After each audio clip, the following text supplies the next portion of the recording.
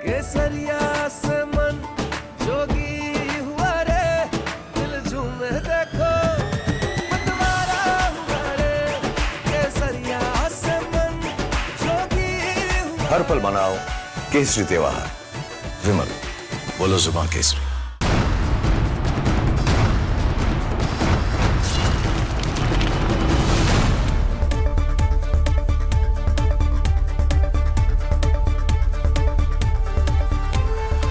नमस्कार, बहुत स्वागत है आपका। आप देख रहे हैं प्रहार, आपके साथ मैं हूं सलोनी श्रीवास्तव अजमेरा। और प्रहार में सबसे पहले बात अल फलाह की, जहां छात्रों को डॉक्टर बनने की पढ़ाई करनी थी, लेकिन अब वही जगह आतंक और संदिग्ध गतिविधियों की वजह से जांच एजेंसियों के रडार पर है। अल फलाह की जांच के बाद एजेंसीज की फाइलों में सिर्फ 4 नाम दर्ज हुए, लेकिन दहशत का दाग सैकड़ों छात्रों के माथे पर लग रहा है जो सिर्फ पढ़ाई करने पहुंचे थे।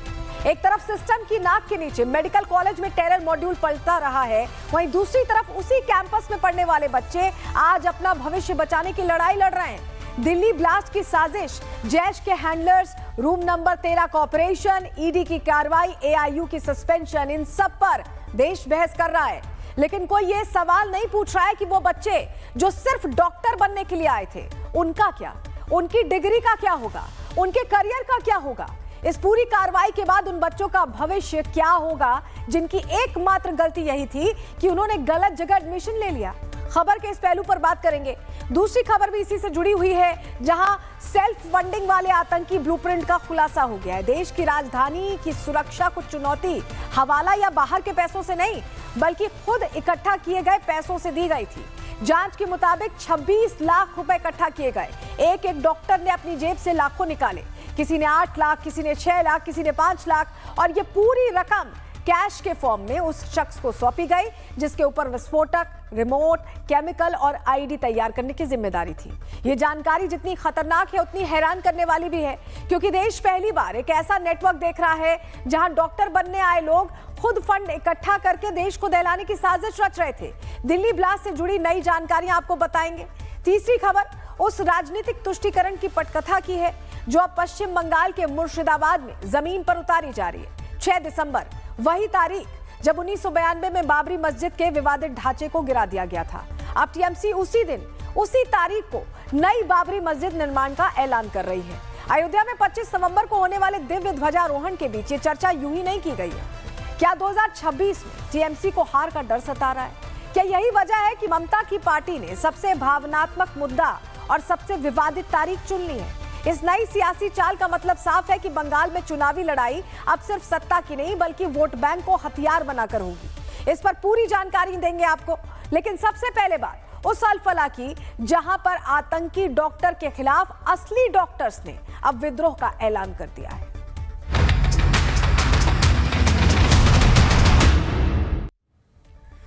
आज प्रहार में आपके लिए उन खबरों पर पूरी जानकारी हम लेकर आए हैं। डिलीवर करने वाले वो खबर जो आपको सोचने पर मजबूर कर देगी। दिल्ली के अंदर कराची का कट्टा कौन लेकर आया? इस सवाल का जवाब ढूंढने से पहले हम उन केमिकल चोरों की धरपकड़ करेंगे जो डॉक्टर के भेष में जैश की डिग्री लेकर दिल्ली एनसीआर में घूम रहे थे। सभी खबरों पर बात होगी, लेकिन सबसे पहले वो सवाल जो आज पूरे देश में ट्रेंड कर रहे हैं। क्या दिल्ली में धमाके की साजिश रचने के लिए 26 लाख रुपए की फंडिंग की गई थी?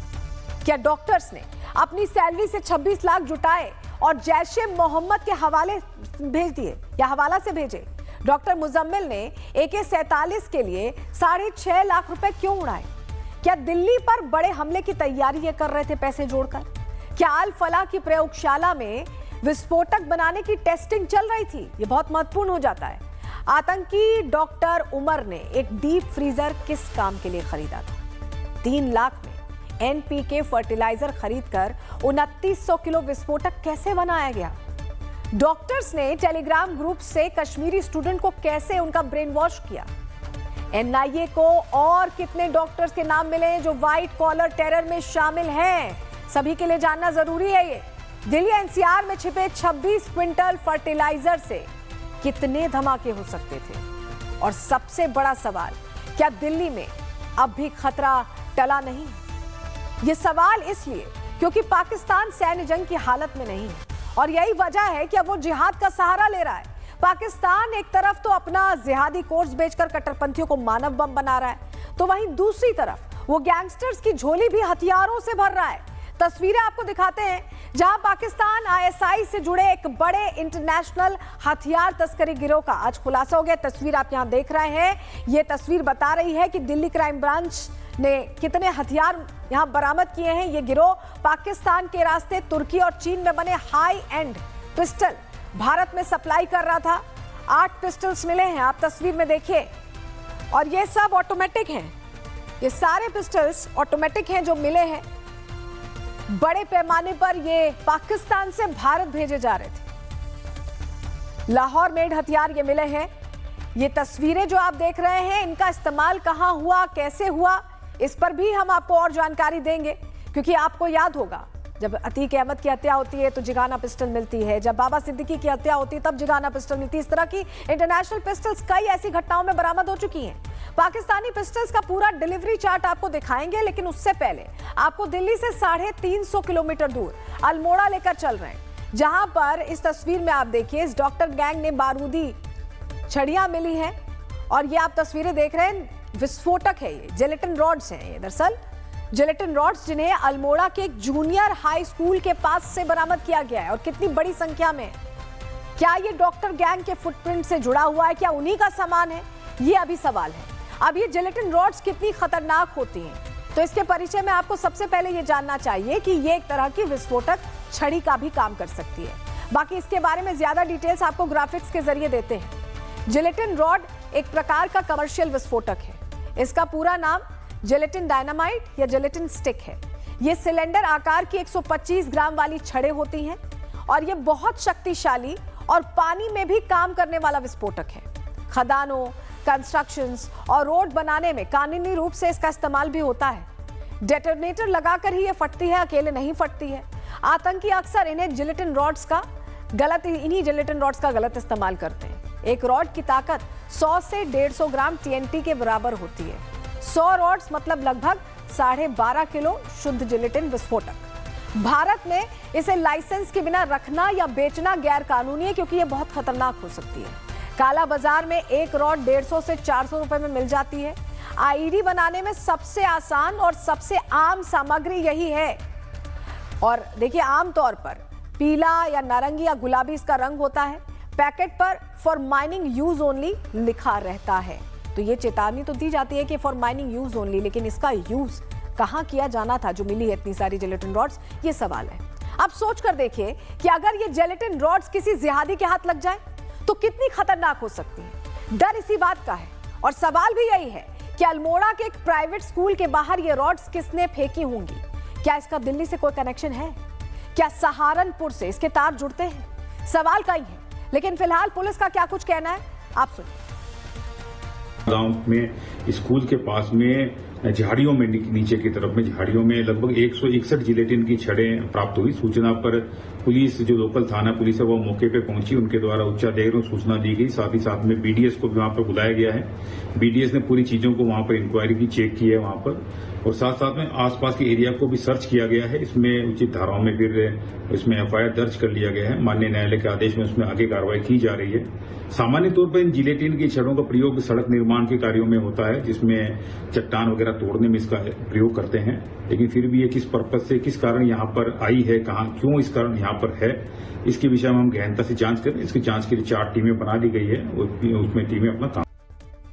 देखिए, अल्मोड़ा में जिलेटिन रॉड्स का मिलना क्या टेरर नेटवर्क का एक फुटप्रिंट है, ये सवाल इसलिए क्योंकि इससे पहले भी दिल्ली ब्लास्ट का UP टू उत्तराखंड कनेक्शन मिल चुका है। क्लैरिटी के लिए आपको फला के डॉक्टर नेटवर्क का पूरा रूट चार्ट हम दिखा देते हैं। आप समझिए, रूट चार्ट हम आपको दिखा रहे हैं, ग्राफिक्स के जरिए डिटेल आपको दे रहे हैं। देखिए, ओरिजिन पाकिस्तान से होता है, रेडिकलाइजेशन कहाँ होता है, जम्मू कश्मीर में किया जाता है। लॉजिस्टिक्स एंड स्टोरेज कहाँ होता है, फरीदाबाद हरियाणा में होता है। आपको याद है विस्फोटक मिले थे। वहीं मिडिल पॉइंट क्या है, मिडिल पॉइंट इसका देखिए, आपको एक बार फिर से समझा रहे हैं। ओरिजिन पाकिस्तान में, रेडिकलाइजेशन जम्मू कश्मीर में, लॉजिस्टिक्स फरीदाबाद में, मिडिल पॉइंट हरियाणा और UP लिंक सामने आया था। आपको याद होगा कि सहारनपुर। उसके बाद नेटवर्क एक्सपेंशन कैसे हुआ, UP, उत्तराखंड और MP में मामला सामने आया। और तो ये पूरी चेन आप समझिए एग्जीक्यूशन किया गया दिल्ली में। तो अब ये पूरी चेन जब आप समझेंगे तो आपको ये समझ में आ रहा होगा कि यहां भी लिंक हो सकता है, क्योंकि उत्तराखंड कनेक्शन सामने आया था, जांच वहां तक गई थी। तो क्या अल्मोड़ा में ये जो जिलेटिन छड़ें मिली हैं, इसका भी कोई कनेक्शन है, ये सवाल है। इस पूरे नेटवर्क की जड़ पर वार करना सबसे जरूरी है और इस टेरर नेटवर्क की जड़ में है रावलपिंडी, जहां से आसिम मुनीर आतंकी कोर्स के वीडियोस बना रहा है। लेकिन इस बार उससे एक भूल तो हुई है, उसने अपने टेरर नेटवर्क में उत्तर प्रदेश का भ्रमण करने की भूल कर दी है। और इसका मतलब क्या है, तस्वीरें आपको दिखाते हैं। बरेली में तौकीर रजा के करीबी आरिफ के घर पर आज बाबा का बुलडोजर पहुंच गया। आप ये बुलडोजर एक्शन की तस्वीर देखिए और फिर क्या हुआ आप तस्वीरों में देख रहे हैं, जहां 2 मंजिला इमारत में बनी 16 दुकानों पर कार्रवाई की गई है। इस दौरान मौके पर 100 से ज्यादा पुलिसकर्मी भी तैनात रहे हैं। आप देखिए बुलडोज की जा रही है वो प्रॉपर्टी जो अतिक्रमण कर बनाई गई है। तौकीर से जुड़ी ये प्रॉपर्टी है जिसका कायदे से इलाज या ये कहें कि जमीनी इलाज किया जा रहा है।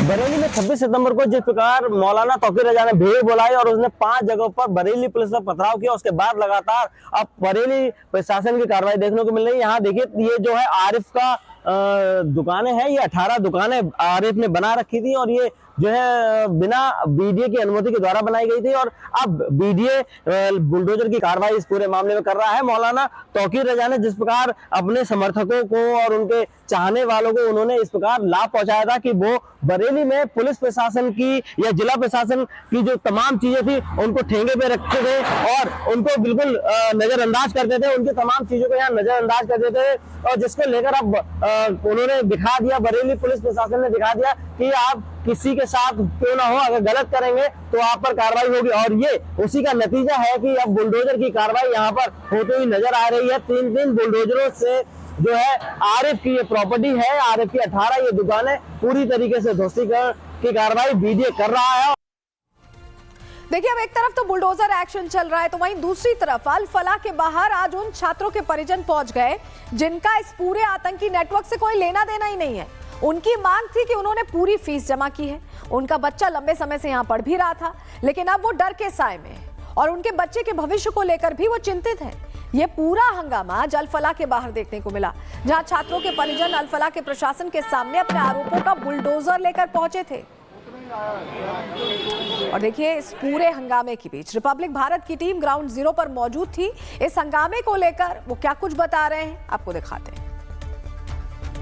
उमर मुजम्मिल या शहजीन की बात नहीं है, बल्कि इससे पहले यानी जो शर्जिल इमाम बेग की अगर हम बात करें तो वो 2007 में यहाँ पे स्टूडेंट के तौर पर आया, लेकिन उसके बाद 2008 में अहमदाबाद में ब्लास्ट होता है, उसमें उसकी भूमिका होती है, जयपुर गोरखपुर में उसकी भूमिका होती है, इसी यूनिवर्सिटी का वो स्टूडेंट होता है। तो ऐसे में देखिए यूनिवर्सिटी से काफ़ी जो तमाम सवाल जो है वो यूनिवर्सिटी प्रशासन पर भी खड़े हो रहे हैं। लेकिन फ़िलहाल यहाँ पे आपको काफ़ी हलचल इसलिए भी देखने को मिल रही होगी क्योंकि ये यहाँ पे आपका हॉस्पिटल का संचालन भी होता है, यहाँ पे स्टूडेंट्स भी पढ़ते हैं। हालांकि शनिवार है, हाफ डे है, स्टूडेंट्स जो है वो निकल रहे हैं, उनकी छुट्टी हो गई है।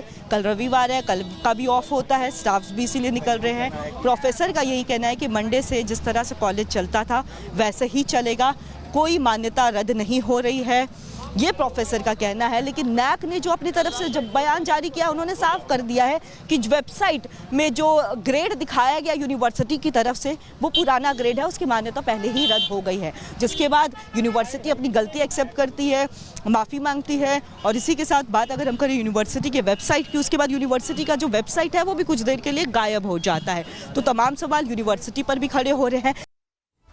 अल फलाह में आज इन छात्रों के परिजनों का जो गुस्सा है, उस गुस्से को लेकर सबसे पहले हमने ही प्रहार में सवाल पूछे थे और आज एक बार फिर जिम्मेदार पदों पर बैठे लोगों से ये सवाल पूछना चाहते हैं कि 600 छात्रों का भविष्य अब क्या है।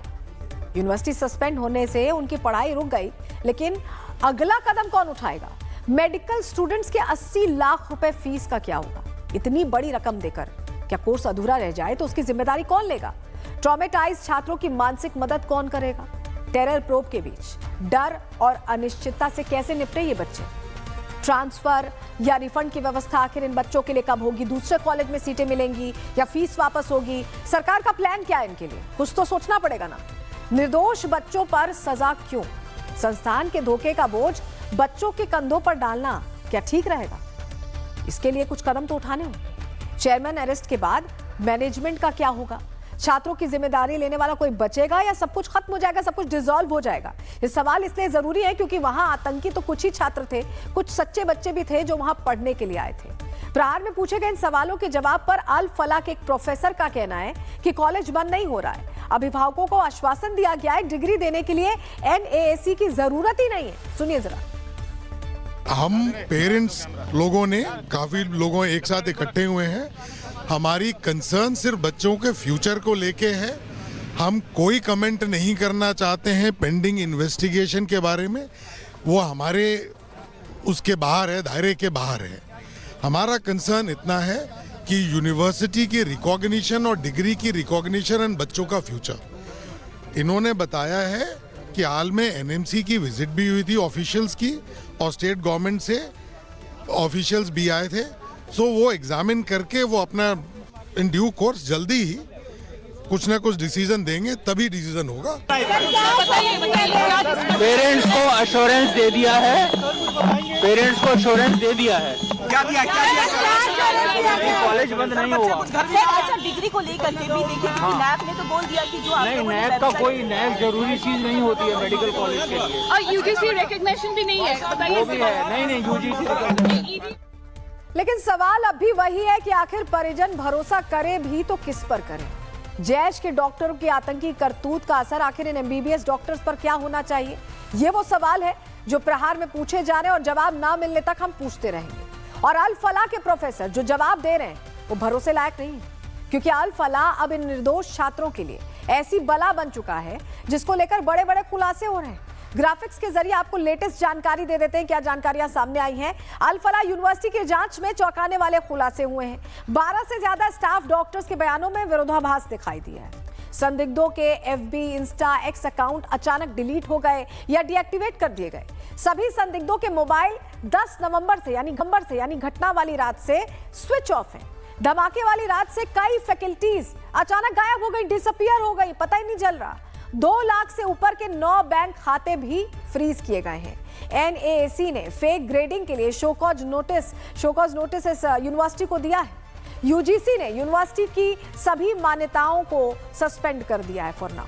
600 से ज्यादा स्टूडेंट्स की पढ़ाई अनिश्चित काल के लिए अब रुक गई है और ऐसे में परिजन परेशान हैं। अब आपको 3 तस्वीरों से पूरी समस्या समझाते हैं। सबसे पहले तो इस यूनिवर्सिटी की पहचान आज एक आतंकी विश्वविद्यालय के तौर पर हो चुकी है, जहां से आतंकी डॉक्टर्स का एक पूरा बैच निकला है। तो वहीं इस यूनिवर्सिटी की विश्वसनीयता पर भी बड़े सवाल खड़े हो रहे हैं।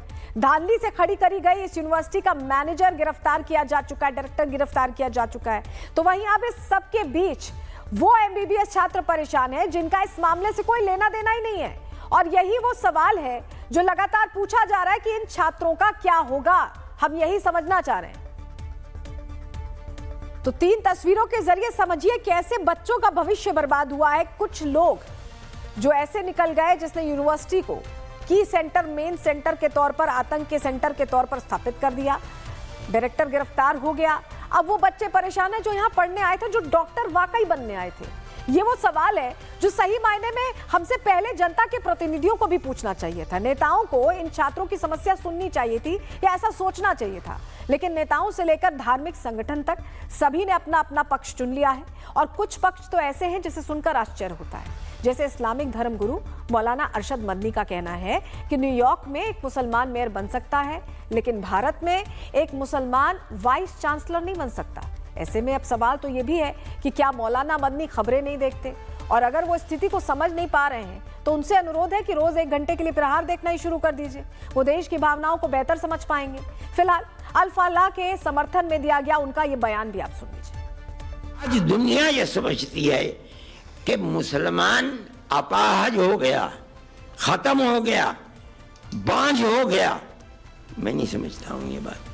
क्या बात है कि आज दुनिया का मुसलमान एक आदमी न्यूयॉर्क का मेयर बन सकता है, ममदानी लंदन के अंदर मेयर बन सकता है, एक खान हिंदुस्तान के अंदर किसी मुस्लिम यूनिवर्सिटी का कोई आदमी वाइस चांसलर नहीं बन सकता। और अगर बनेगा तो आदम खां की तरह जेल के अंदर जाएगा, इकबाल की तरह औलाद जेल में डाल दी जाएगी। आज देख लीजिए अल फलाह का क्या हो रहा है। देखिए, मौलाना मदनी को आपने सुन लिया। उनका कहना है कि भारत में किसी मुसलमान का वाइस चांसलर बनना भी मुसीबत है। शायद मदनी साहब ये नहीं जानते कि इस देश में ही अब्दुल कलाम जैसी महान शख्सियत राष्ट्रपति रहे। इस देश ने मोहम्मद अजहरुद्दीन, जहीर खान, मोहम्मद शमी जैसे पता नहीं कितने क्रिकेट स्टार्स देखे हैं, अभी भी देख रहे हैं, और बड़े बड़े बॉलीवुड स्टार्स भी खान ही रहे हैं। खैर, हमारा मुद्दा आज मदनी नहीं है, बल्कि वो छात्र हैं जिन्हें फलाह ने ठगा है, और ऐसे लोगों के लिए आज आवाज उठाना बहुत जरूरी है।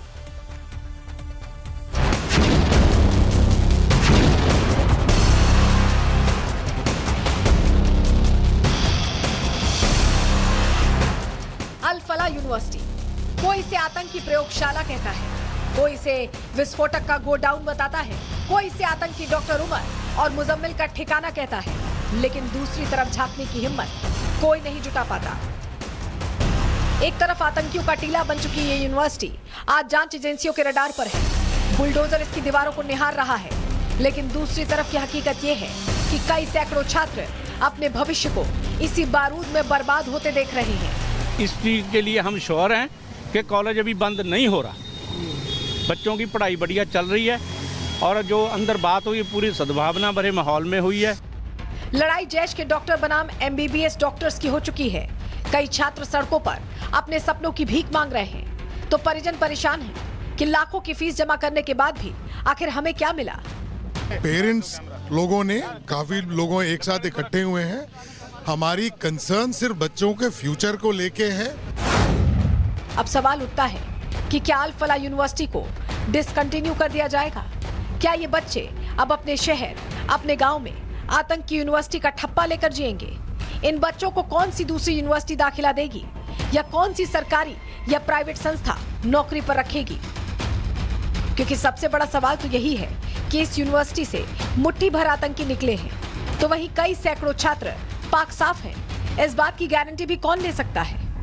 अल फलाह यूनिवर्सिटी अपने टेरर मॉड्यूल को लेकर इन दिनों सुर्खियों में बनी हुई है। व्हाइट कॉलर टेरर, यानी एक के बाद एक डॉक्टर्स जो है व्हाइट कॉलर टेरर से जुड़े हुए थे।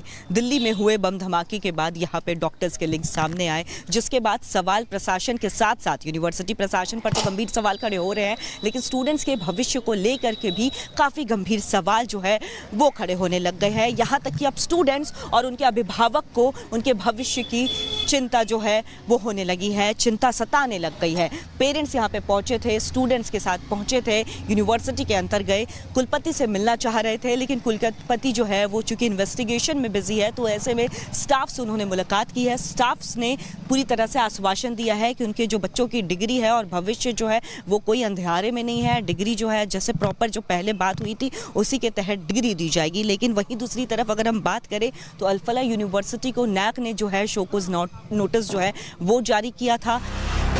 अल फलाह यूनिवर्सिटी, यहाँ MBBS की डिग्री लेने आए स्टूडेंट्स आज जान बचाने की जद्दोजहद में है। दिल्ली के रेड फोर्ट ब्लास्ट की साजिश यही रूम नंबर 13 से रची गई, जहाँ 4 डॉक्टर्स उमर, शाहीन, मुजम्मिल और मुजफ्फर ने जैश हैंडलर के साथ मिलकर आतंकी खेल खेला। ये व्हाइट कॉलर टेररिस्ट बिना मेडिकल क्लियरेंस के ही यूनिवर्सिटी ज्वाइन कर चुके थे, जो कि एक बड़ा सिस्टम फेलियर था, और यही वजह है कि ये यूनिवर्सिटी एक टेरर हब में तब्दील हो गई। ईडी ने चेयरमैन को गिरफ्तार कर लिया है, AIU ने मेंबरशिप सस्पेंड कर दी है, लेकिन सवाल वही, छात्रों की सेफ्टी कौन सुनिश्चित करेगा? उनके भविष्य पर खिंची तलवार की ढाल कौन बनेगा? कम शब्दों में पूछे जा रहे ये सवाल जवाब का इंतजार कर रहे हैं। Bureau report, republic Bharat. Al Falah में असली MBBS डॉक्टर से मिलवाने के बाद अब आपको जेल में बंद जैश के डॉक्टर से मिलवाते हैं, जिनको लेकर आज ऐसे खुलासे हुए जो आपको सोचने पर मजबूर कर देंगे कि क्या दिल्ली बारूद के ढेर पर बैठी थी, और क्या दिल्ली में हुए धमाके की कीमत 26 लाख रुपए ही थी। बताएंगे आपको आतंकी डॉक्टर्स की बैलेंस शीट आज NIA के हाथ लग चुकी है, और आतंकियों का ये बहीखाता आज बहुत बड़े सवाल खड़े करता है, क्योंकि NIA जांच में ये सामने आया है कि आतंकी दिल्ली में धमाकों को अंजाम देने के लिए चंदा जुटा रहे थे। ये चंदा देने वाले कौन हैं, ये भी आपको बताते हैं, डिटेल इस पर देते हैं, सवाल का जवाब भी देंगे, लेकिन उससे पहले आतंकियों की वो बैलेंस शीट आपको दिखाते हैं जिससे आपको पता लगेगा कि कैसे आतंकी दिल्ली को दहलाने के लिए फंड इकट्ठा कर रहे थे। चलिए ग्राफिक्स के जरिए डिटेल दे देते हैं। डॉक्टर आदिल अहमद ने 8 लाख रुपए दिए थे, डॉक्टर मुजम्मिल ने 5 लाख रुपए दिए थे, डॉक्टर मुजफ्फर अहमद ने 6 लाख रुपए दिए थे, और डॉक्टर मुजफ्फर अभी फरार है और आदिल का भाई है। ब्लास्ट में मारे गए आतंकी डॉक्टर उमर ने 2 लाख रुपए दिए थे और डॉक्टर शाहीन ने 5 लाख रुपए दिए थे। डॉक्टर शाहीन मुजम्मिल की गर्लफ्रेंड है। कुल 26 लाख रुपए ऐसे इकट्ठा किए गए थे। सारा पैसा डॉक्टर उमर को दे दिया गया था। आईडी तैयार करने के लिए गुरुग्राम और नू से एनपीके खाद खरीदी गई। बाकी सारे केमिकल, रिमोट, आईडी के पार्ट्स उमर ने ही मुहैया कराए थे। तो ये खबर आज पूरे देश को बड़े ध्यान से देखनी चाहिए, क्योंकि अगर दिल्ली को दहलाने के लिए 26 लाख रुपए काफी हैं और इसकी फंडिंग भी की जाती है, तो ये खबर सवाल पैदा करती है कि क्या हमारी सुरक्षा महज कुछ लाख रुपए में बेची जा सकती है? क्या इतना आसान है?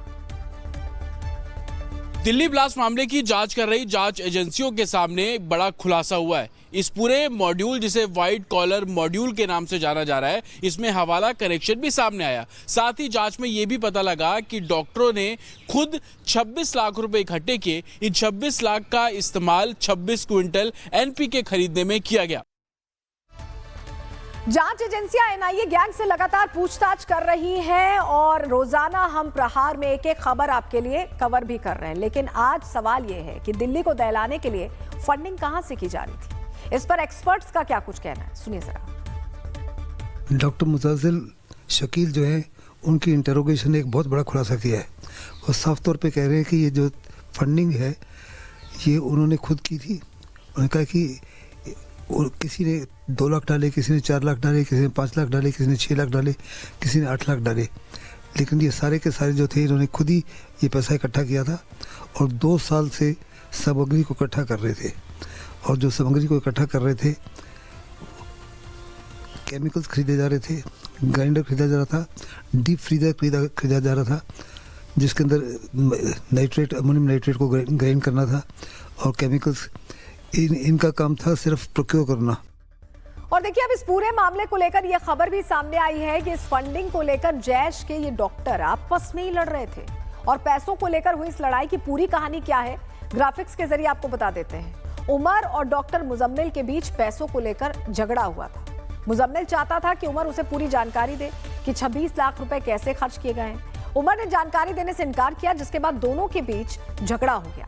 सारा सामान मुजम्मिल को दे दिया गया, जो गिरफ्तारी के बाद बरामद भी हुआ है। शाहीन की कार से बरामद हथियार उमर ने 2024 में इरफान को दिए थे। इस विवाद की वजह से सामान भी मुजम्मिल ने अपने कब्जे में ले लिया था, तो इनकी आपस में पट नहीं रही थी। अब सवाल यही है कि क्या दिल्ली धमाकों में 26 लाख की फंडिंग हुई थी और क्या ये व्हाइट कॉलर टेरर का सेल्फ फंडिंग मॉडल है? ये वो सवाल है जो आज पूरा देश पूछ रहा है, और उसका जवाब क्या होगा? जांच एजेंसियों के ऑफिशियल वर्जन का फिलहाल इंतजार है।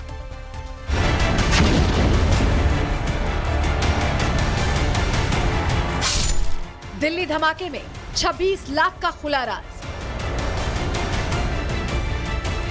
व्हाइट कॉलर टेरर का सेल्फ फंडिंग मॉडल एक्सपोज।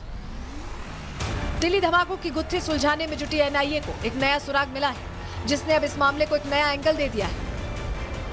धमाके के पीछे 26 लाख रुपए की एक ऐसी फंडिंग मिली है जो किसी आतंकी संगठन ने नहीं, बल्कि खुद डॉक्टर्स ने मिलकर जुटाई थी। जांच में खुलासा हुआ है कि अल फला यूनिवर्सिटी के टेरर नेटवर्क से जुड़े डॉक्टर्स ने अपने अपने हिस्से से पैसे इकट्ठा किए और फिर उसी कैश को दिल्ली धमाके की साजिश में झोंक दिया।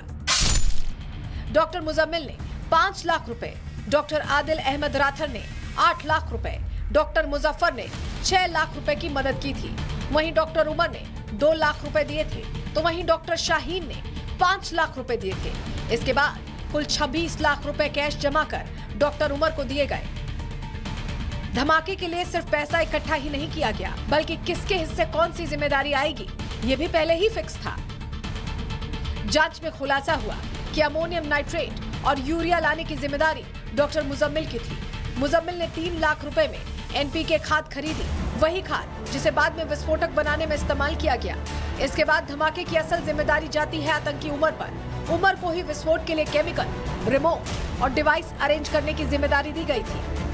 ये नेटवर्क इसलिए ज्यादा खतरनाक है क्योंकि ये व्हाइट कॉलर वाला टेरर नेटवर्क है, जहां हथियार उठाने वाले हाथ नहीं, बल्कि स्टेथोस्कोप पकड़ने वाले पढ़े लिखे पेशेवर डॉक्टर आतंकी बन बैठे। एनआईए अब इस पूरे सेल्फ फंडिंग मॉडल की कड़ियां जोड़ रही है। पैसे कहां से निकाले गए, डिवाइस खरीदने में किसने मदद की, और क्या इसी 26 लाख रुपयों से दिल्ली धमाके को अंजाम दिया गया? Bureau report, republic Bharat. Al Falah में आतंकी डॉक्टर्स को हुई फंडिंग को लेकर एनआईए जांच कर रही है, लेकिन खतरा अभी थमा नहीं है क्योंकि डॉक्टर गैंग के अलावा एक गैंग ऐसा भी है जो देश को डेंट देने की योजना बना रहा है। कौन सा ये गैंग है आपको बताने जा रहे हैं। दरअसल दिल्ली क्राइम ब्रांच ने पाकिस्तान आईएसआई से जुड़े एक बड़े इंटरनेशनल हथियार तस्करी गिरोह का भंडाफोड़ किया। आप तस्वीरें यहां देख रहे हैं। पाकिस्तान से भारत भेजे गए अत्याधुनिक हथियारों की खेप भी बरामद की गई है। पाकिस्तान से ड्रोन के सहारे ये हथियार पंजाब भेजे गए थे। कुख्यात गैंगस्टर्स को हथियारों की सप्लाई करने वाले 4 आरोपी गिरफ्तार किए गए हैं। भारी मात्रा में अत्याधुनिक हथियारों की खेप बरामद की गई है। दिल्ली पुलिस क्राइम ब्रांच ने बड़ी कार्रवाई की है। लॉरेंस बिश्नोई, बम्बिहा, गोगी, हिमांशु भाऊ गैंग को यह हथियार सप्लाई होने थे। पूरी खबर क्या है, चलिए ग्राफिक्स के जरिए इस पर डिटेल आपको दे देते हैं। आईएसआई से जुड़े अंतर्राष्ट्रीय हथियार तस्करी रैकेट का खुलासा हो गया है, भांडाफोड़ हो गया है। 10 महंगे विदेशी पिस्तौलें, 3 तुर्की निर्मित PX 5.7, 7 चीनी PX 392 लाइव कारतूस भी बरामद हुए। बयान में लाइव कारतूस और कुल मूल्य इसका 8 से 10 लाख रुपए बताया जा रहा है। पाकिस्तान से पंजाब में ड्रोन ड्रॉप किए गए और कार्बन पेपर में इसे लपेटा गया था। दिल्ली NCR में लॉरेंस बिश्नोई, बम्बिहा, गोगी, हिमांशु भाऊ गैंग्स को, उनके शूटर्स को इसकी सप्लाई होनी थी। अब तक इस मामले में 4 गिरफ्तारियां हो चुकी हैं। अजय, मनदीप, दलविंदर, रोहन को गिरफ्तार किया गया है। पाकिस्तानी आईएसआई के इशारे पर यह संचालित होता था, जानकारी मिल रही है। रोहिणी में इससे जुड़ी छापेमारी भी चल रही है और संदेह है कि 10 नवंबर 2025 रेड फोर्ट ब्लास्ट में इस्तेमाल हो सकते थे हथियार। ये संदेह जाहिर किया जा रहा है। इस पहलू पर जांच हो रही है और इसके अलावा मोबाइल, बैंक डिटेल से नेटवर्क ट्रेस और बिक्री की भी पड़ताल करने की कोशिश की जा रही है। अब इस पूरे मामले को लेकर DCP crime branch Sanjeev Yadav का क्या कुछ कहना है, उन्हें भी सुन लीजिए। जो पूरा मॉड्यूल आप लोगों ने पकड़ा है, किस तरीके से काम कर रहा था? क्या पाकिस्तान से ये हथियार भारत लाए जा रहे थे और यहाँ पर गैंगस्टर्स तक ये हथियार पहुँचने थे? हाँ, एक स्पेसिफिक इन्फॉर्मेशन पर क्राइम ब्रांच की टीम ने 2 व्यक्ति पहले पंजाब के रेजिडेंट हैं उनको अप्रेंट किया था रोहिणी के इलाके से, जिनके पास से 8 वेपन मिले थे, जिसमें से 3 वेपन PX 5.7 जो मेड इन टर्की हैं और 5 वेपन PX 3 जो मेड इन चाइना है, ये रिकवर किए गए थे। जो इनकी इंटरोगेशन से मालूम चला कि ये वेपन पाकिस्तान से ड्रोन के थ्रू पंजाब के डिफरेंट एरिया में ड्रॉप कराए गए थे और उसके बाद ही आगे सप्लाई हो रहे थे। कुछ हैंडलर्स के बारे में सर पता लगा जो पाकिस्तान में बैठे हैं, उनको शय मिल रही है, चाहे वो ISI हो या दूसरी एजेंसीज, वो भारत में इस तरीके से वेपन्स पहुँचा रहे हैं? नहीं, डेफिनेटली पाकिस्तान से आए तो पाकिस्तान में बैठा हुआ हैंडलर ही इसको सप्लाई कर रहा है, लेकिन कुछ लोग जो हमारे हिसाब से कुछ लोग US में भी हैं जो इस पूरे ऑपरेशन को अंजाम दे रहे थे। वो US से पाकिस्तान डायरेक्ट कर रहे थे और वो US के ही लोग इंडिया के कुछ लोगों के टच में थे जिनको वेपन रिसीव करना था। अब देखिए, सवाल तो ये भी है कि दिल्ली को कितने खतरों से निपटना होगा। रावलपिंडी से आने वाला पैसा अगर कट्टरपंथियों को आतंकी बनाता है और कराची से भेजा गया कट्टा दिल्ली को जख्मी करने के लिए भेजा जाता है, तो देश आज ये पूछ रहा है कि क्या पाकिस्तान पर अल्टीमेट प्रहार करने का समय आ चुका है।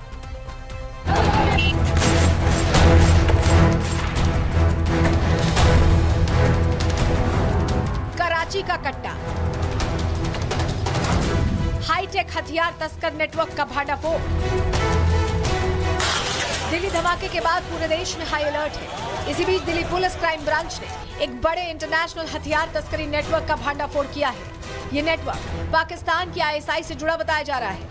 ड्रोन के जरिए पाकिस्तान से पंजाब में गिराए गए अत्याधुनिक विदेशी हथियारों की बड़ी खेप राजधानी में बरामद हुई। इस इंटरनेशनल तस्करी के नेटवर्क से जुड़े 4 बड़े सप्लायर गिरफ्तार किए गए हैं।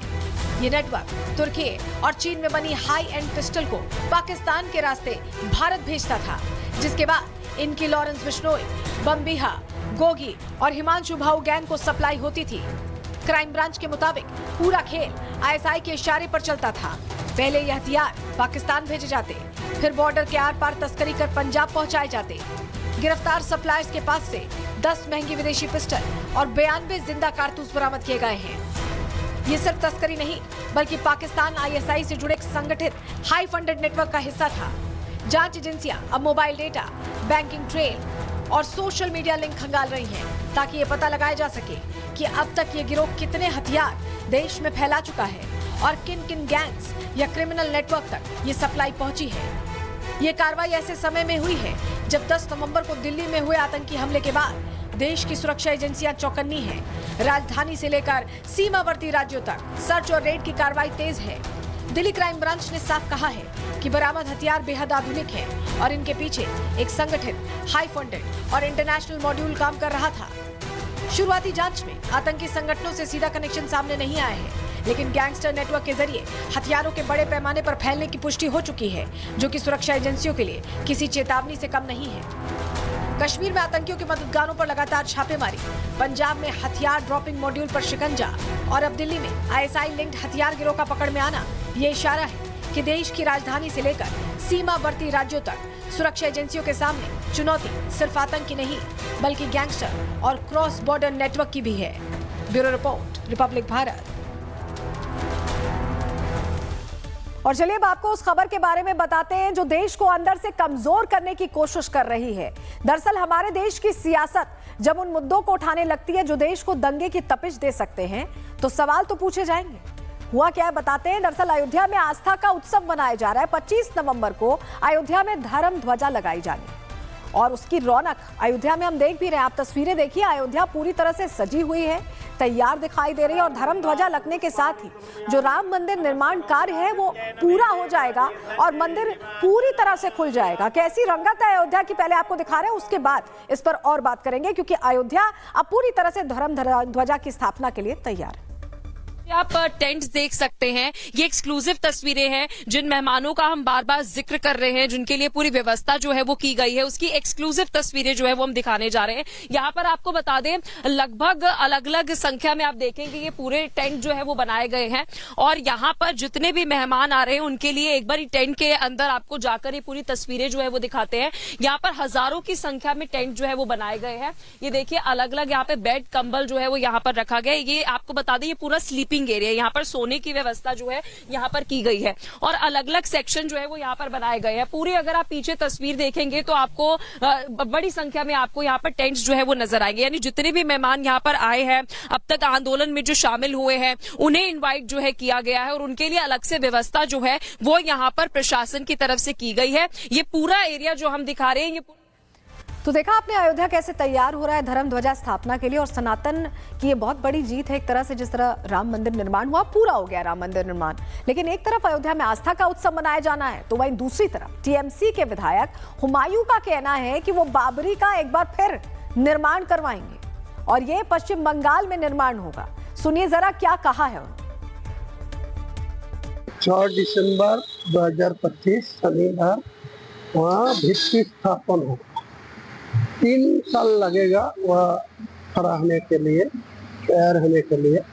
तो 6 दिसंबर 2025 वह भित्ति स्थापन होगा।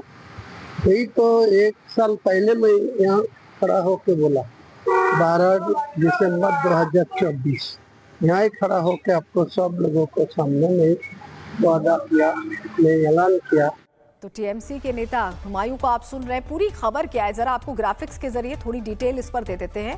टीएमसी विधायक हुमायूं ने बाबरी मस्जिद बनाने का ऐलान कर दिया है। पश्चिम बंगाल के मुर्शिदाबाद में ये मस्जिद बनेगी, ऐसा कह रहे हैं हुमायूं।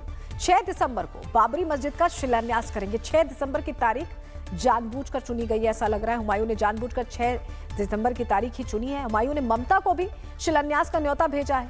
टीएमसी विधायक के फैसले पर अब सियासी तूफान उठ गया है। बीजेपी ने बाबरी को लेकर टीएमसी पर हमला बोला है, प्रश्न खड़े किए, लेकिन इस पूरे मामले को लेकर अब संतों में भी गुस्सा है। उनकी तरफ से क्या कहा जा रहा है इस ऐलान के बाद, उन्हें भी सुन लीजिए।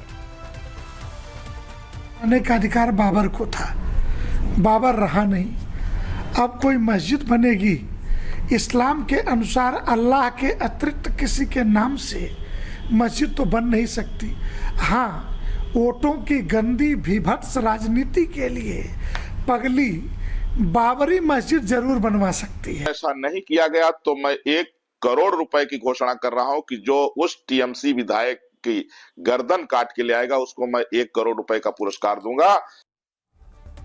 देखिए, बंगाल में पहले ही एसआईआर को लेकर ममता बनर्जी बहुत नाराज नजर आ रही हैं और जिस तरह की एनडीए की तूफानी जीत बिहार में हुई है, ये भी टीएमसी की टेंशन बढ़ा रही है। और 26 आने से पहले ऐसा लग रहा है क्योंकि वो तमाम कोशिशें की जा रही हैं जिससे कि वोट बैंक कहीं खिसके ना और जीत का रास्ता तैयार हो। ऐसा ना हो कि बिहार से जो आंधी आ रही है वो बंगाल में भी सब कुछ ले डूबे। रिपोर्ट आपको दिखा रही है।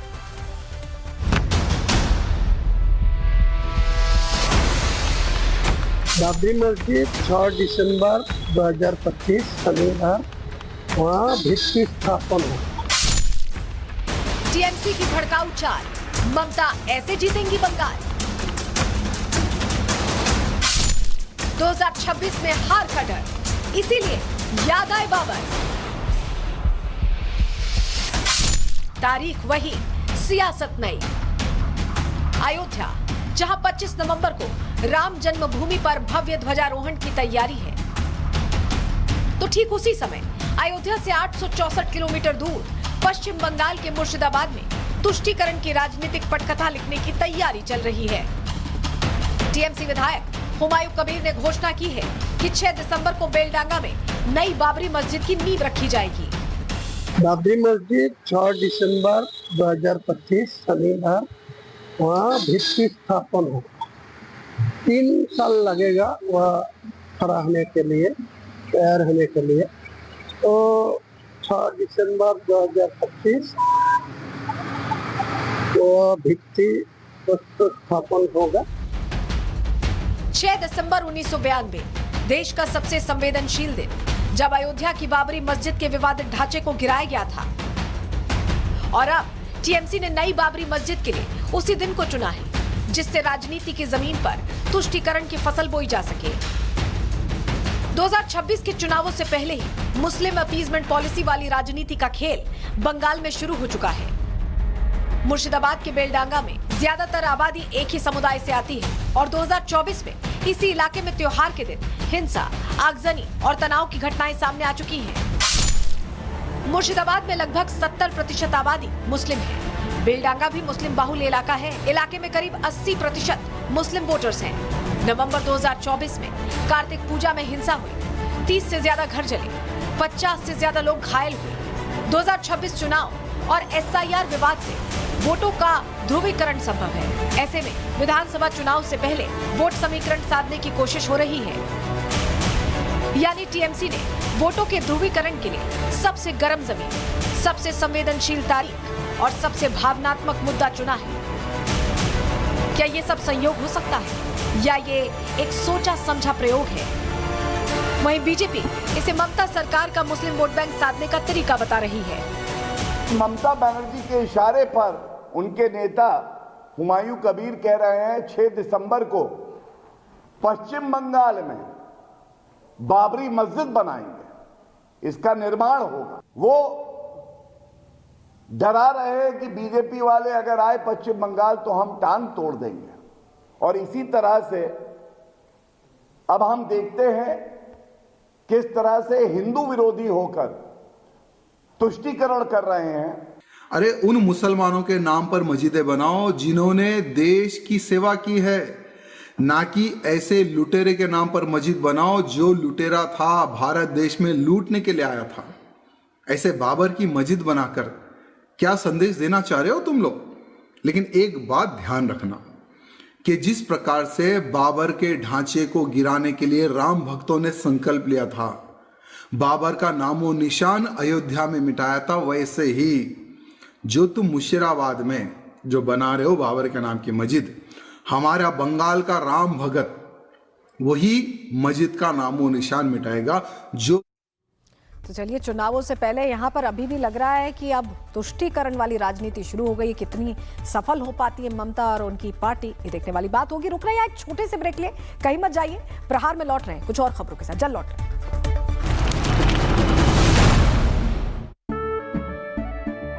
केसरिया से मन जोगी हुआ रे, दिल झूमे देखो मतवारा हुआ रे। केसरिया से मन जोगी हुआ। हर पल मनाओ केसरी त्योहार। विमल, बोलो जुबान केसरी।